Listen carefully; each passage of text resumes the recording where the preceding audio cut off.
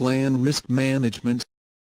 Since risk management activities have a bearing on other risk management activities, including scope, cost, schedule, and quality, risk planning should occur as early as possible. Risk management planning involves defining what risk management activities will occur, establishing the allotted time and cost for risk management activities, assigning risk management responsibilities, deciding how risk probability and impact will be measured, deciding on acceptable risk thresholds and tolerances. Plan risk management.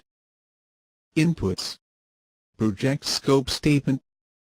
The project scope statement details the measurable goals, objectives, deliverables, and requirements of the project, and what the acceptance criteria of deliverables will be.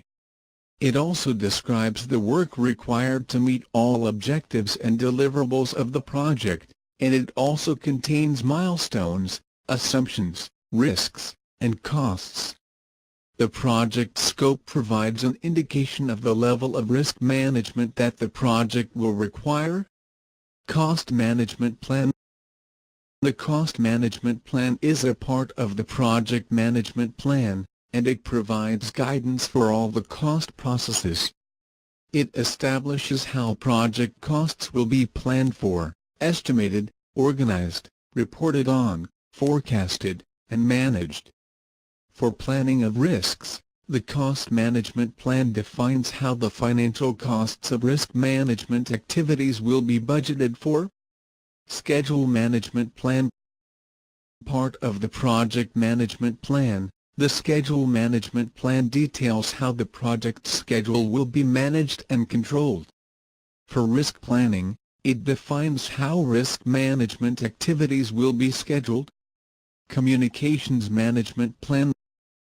The Communications Management Plan is a subsidiary plan of the Project Management Plan, and it details the communications needs and requirements of the project and of the stakeholders, assigns responsibility, details the frequency and methods for communication elements, and defines the escalation paths for issues. For risk planning, it defines how data on risk will be communicated. Enterprise environmental factors. Risk planning is affected by the risk tolerances of the organization and its stakeholders. Organizational process assets. Risk planning is affected by the risk management methodology of the organization, standardized risk management templates, risk categories, and risk reporting formats. Plan risk management. Tools and techniques. Planning meetings and analysis. Risk management planning will involve meetings and discussions between the project manager, project team, stakeholders, and others within the organization as needed. Plan risk management. Outputs. Risk management plan. The risk management plan is a component of the project management plan. It details and defines the risk management activities for the project.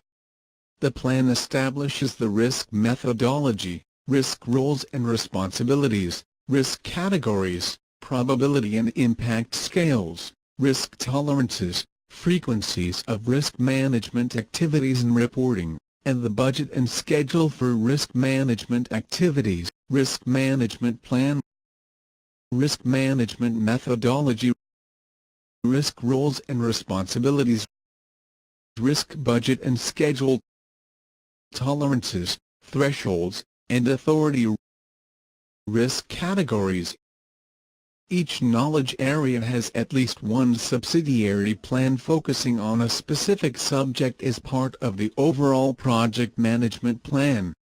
Pre-planning is the purpose of these components, and these plans map out the specific requirements for the deliverables and project management processes that will take place in that knowledge area. This pre-planning may sound like a lot of work, but we can think of these subsidiary plans as being the scope statements for the knowledge area because they describe the who, what, where, why, and how of the project management work that will be performed for that section subject matter. The Risk Management Plan pre-plans for project risk management. This plan establishes the risk management methodology for the project. Risk management methodology, describing the approaches, tools, and techniques that govern how project risk management will occur. Risk categories. Common lexicon of risk terminology. Probability and impact scales, definitions, and estimating techniques. Formats and methods that will be used for risk reporting. Responsibilities for risk management activities. Risk roles as required for the project risk manager, risk management team. Responsibilities for subsequent risk management processes. Risk identification, qualitative and quantitative analysis, risk response planning, and risk monitoring. Budget, schedule, and frequency of risk management activities. Activities needed for risk management and incorporated into the project schedule. Resources and costs allocated to risk management and risk activities as later defined and incorporated into project cost baseline. Frequency of risk management activities, such as risk reassessments and risk audits. Tolerances, thresholds, and authority levels. Stakeholder risk tolerances. Tolerance levels and thresholds for risks. Decision-making authority levels and escalation paths. Risk categories. Risk categories are general classifications that individual risks will be assigned to, and these categories are established as part of the risk management plan. They are helpful for organizing risks, spotting trends, aiding risk identification, and for reporting.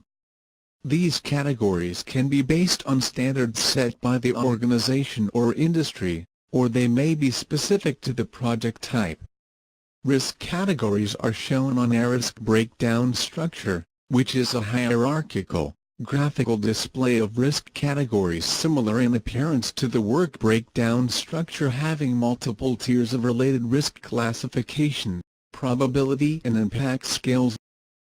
Later risk processes will prioritize and assess risks based on their probability and what kinds of impacts they'll have on the project if they occur.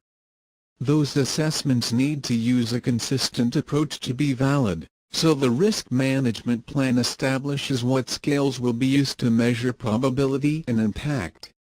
The scales need to be clear and well understood by the people involved in the risk processes, and they should be complex enough to accurately represent the risk yet be simple enough so that they're meaningful.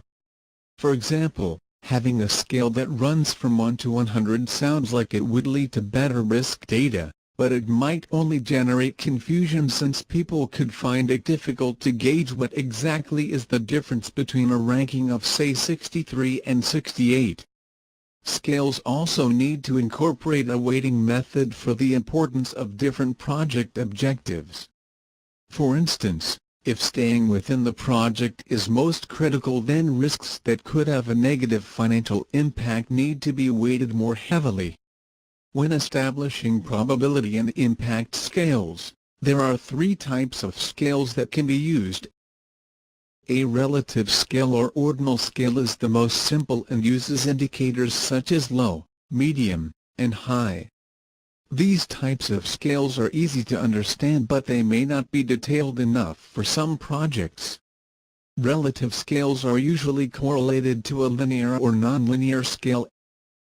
A linear scale or cardinal scale is numeric, and is commonly used to express the probability of the risk. So a rating of 1 would imply a very low probability while a rating of 9 would indicate a very high probability. A nonlinear scale is also numeric, but the intervals between the designations are not equal. For example, 1, 2, 4, 8, 16. Nonlinear scales are used to give more or less weight to an objective or impact, probability and impact matrix. The probability and impact matrix provides a visual and textual, color-coded structure to the scale and scoring for the probability and impact of risks. The matrix will be used later during qualitative analysis, but having a brief overview now helps us to understand more about how the probability and impact scales are used. Key features of the matrix are that it provides clear instructions, formulas, and examples for rating, scales, and scoring methods. It provides a legend for the risk's overall score, usually in the form of a RAG rating for red, amber, or green. Even though at this stage we're not concerned with individual risks, the best way to fully understand the different scales and how they relate to risk scoring and rating is for us to see how all these pieces fit together into the final result. As we look at this example, let's remember that there is no single approach towards establishing scales, scoring formulas, or ranking methods, so what is shown here is only an illustration of a start-to-finish view of how a probability and impact matrix can be used.